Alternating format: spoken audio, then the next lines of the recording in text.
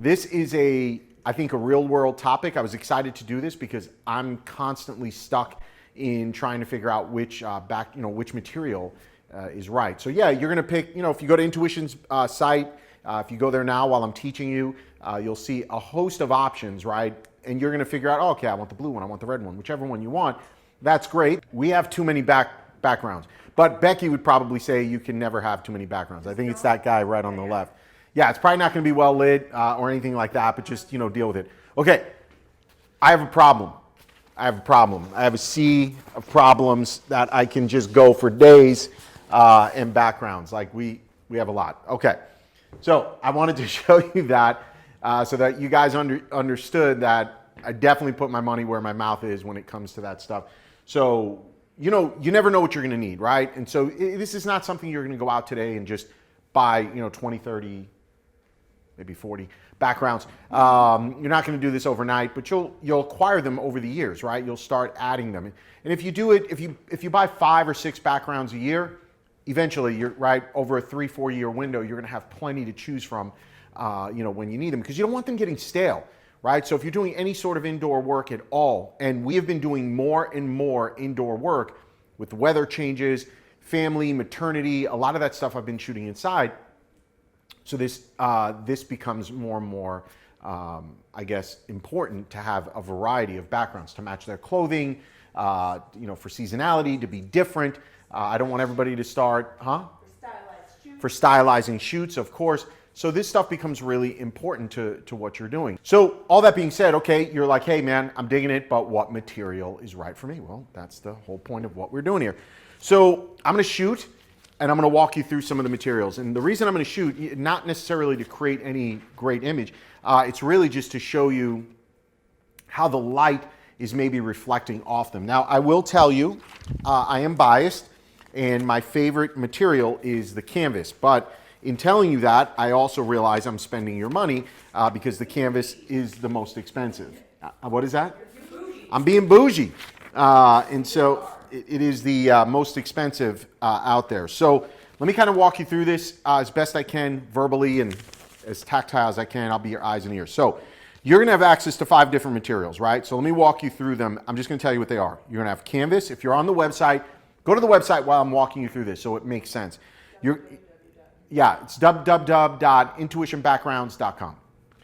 So you're going to have access to a canvas, to what's known as an Ultra Pro. You're going to have poly, Dreamweave, and fabric. Dreamweave, which is a woven material like a canvas, I refer to it as the poor man's canvas, right? I don't know if anybody else refers to it that way, but I just made that up. That's what I'm going with, okay? And the background that's behind me is the Dreamweave material. So it's less expensive, but it's much thinner. So it just depends on how you're using it, right? So if there's light or window light behind it, you're not going to want to use the Dreamweave because light is probably going to come through it, whereas opposed to the canvas is a little bit heavier. So let's kind of go through this, right? Canvas, and then again, I'm going to put up different background shoots so you can see. So they sent me a bunch of swatches. Canvas is exactly what you think it would be, right? Now I'm going to do the best I can to show you this and kind of walk you through it. But canvas is exactly what you think it would be. It's the same canvas or type of material that you're printing your prints on, right? And they're printing the background on.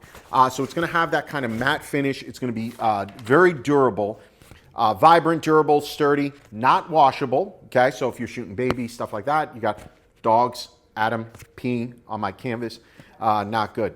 Can use it. You can use it as a floor as well, right? So you can actually get 2 different backdrops, one that you're laying out on the floor, use it as a floor, and then have your background.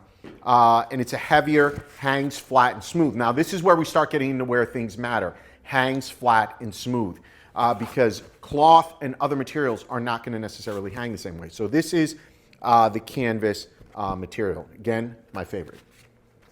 Ultra Pro. Now the Ultra Pro, I don't know if you can kind of see this. This is why I don't particularly care for it. But you're seeing the same background. Yeah, you can see it on camera, can't you?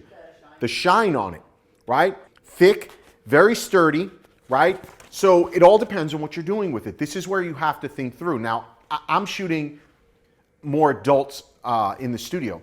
Now, let's say you're doing a cake smash.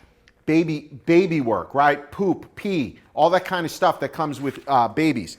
Okay, might come with some adults. I don't know. Maybe you're doing a geriatric kind of thing. That I'm not judging you. You do what you got to do to make money. But you're not washing the canvas, but the poly actually can. So there's a sheen on it. In this. Sorry. Thank you. Keep me straight.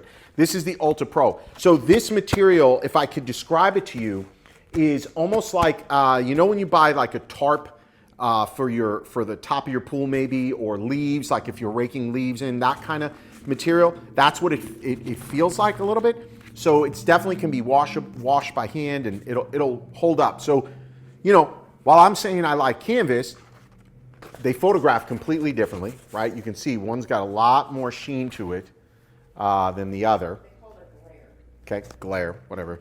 Than the other. They obviously have more real-world application. Again, dogs, kids, cake smash, stuff like that, working with food. Okay. The number 3 is the poly. Inexpensive, durable, vibrant. Coating on the back makes it tough to tear, right? Not washable. Here's what I'm going to tell you about this. I hate this one. It's cheap, feels cheap. Look at it now, right? Look at that. Can you see it? Or we're blowing out highlights. Okay, so I don't know if you can see that. Yeah, we've added texture to it, but this is why I don't like it. However, if you're in a place, I would not say if you're in a place where you're like, hey, I don't have any money, but, you know, no, don't buy this. Save and buy the right one. Buy canvas, buy some of the other ones. So what I would say is this is almost disposable in a sense. That has to be your mindset. I don't know, maybe you're doing a Santa shoot, maybe it's something you're only going to use once in a while. This is not going to stand up to the wear and tear. It's a good economical option for you, but this is not going to stand the test of time. So if you're buying backdrops because you want to have them for years and build on them, start looking at that canvas, okay? And I'll give you another option that I like. Now we get into the Dreamweave. The Dreamweave, okay, this is woven. Remember, this is the poor man's canvas. Let me get the canvas again. So this is canvas, and this is the woven side by side. Okay? So the Dreamweave, I would say, feeling by hand, the Dreamweave and canvas, there's probably, the canvas is probably twice as thick as the Dreamweave, okay? Still, this is gonna hold up pretty good. That looks pretty good. Canvas. Yep, that looks pretty good. Okay, and so this one on the Dreamweave, and that's what's behind me, by the way. So if you want to throw that up on the screen, the shot I took of you, Alyssa.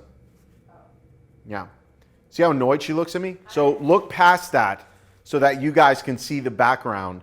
Don't get distracted by the way Alyssa looks super annoyed at me for having to sit in on that picture. Yeah, no, you're just annoyed at me. Yeah.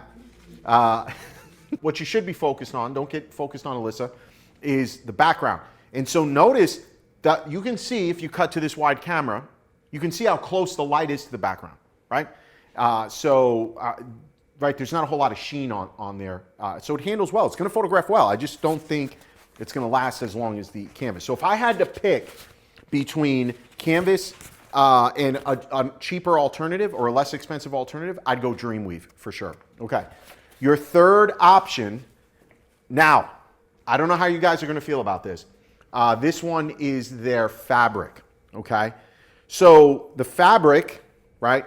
See it? It's just fabric, right? I feel like it's going to be a magic trip. Like, it's gone, okay? Okay, so the fabric is just like you would think, right? There's no structure to it. What's going to end up happening with fabric, it's good and it's bad. So it is a little less expensive, but it can be washed, it can be hand washed, so that's the plus side of it. The downside of it is, for example, and I'm going to show you one of ours. Okay, so we have fabric here. So I have a whole set of shelving. I want to say I got 1, 2, 3, 4, 5, 6, 7, 8, 9. So I've got 10 sets of fabric backdrops as well. And they travel well, right? So that's another thing that's important. You have to travel with it. If you're trying to travel with canvas, this is probably, again, real world conversation. So if you have to travel with canvas, this is how it travels, right? So this is not This is not practical. So if you have a studio and you're always shooting in your studio, canvas is great. I guess if you have a pickup truck, SUV, you can throw it in there, but you get the point. This is a little bit bulkier to travel with. If we're traveling with, and we have suitcases or we're going to a client's house or something like that, obviously this is much easier to travel with. Now, here's what I don't like about this, and I don't want to open this up and make the team have to, easy to fold? Yeah. What I don't like is, I don't know if we can see this on camera. It doesn't show as bad as let me get a different color. So what I don't like are the wrinkles and creases.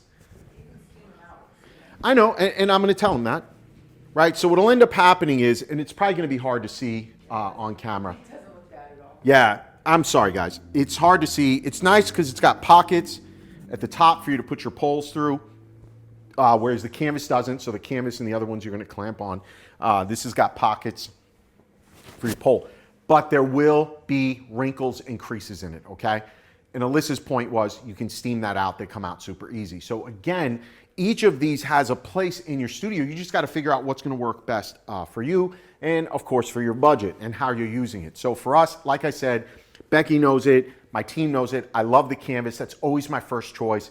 But, you know, for the colored backgrounds, what I would recommend you do is invest in staples. So, for example, get a charcoal gray cloth, right? That becomes easy because you can use charcoal gray for fine art. You can use it for headshots. So that becomes something that makes sense. Whereas if you start getting some of the more specialty backdrops, right? Maybe like the Herald, I wouldn't want that on this cloth, or something with heavy texture or super abstract. Those are things that maybe you spend less money on because they're not a staple. This becomes something where when you're traveling, you want ease. So that gray, that charcoal gray, something like that, that's fine art. You can use it in a multitude of scenarios.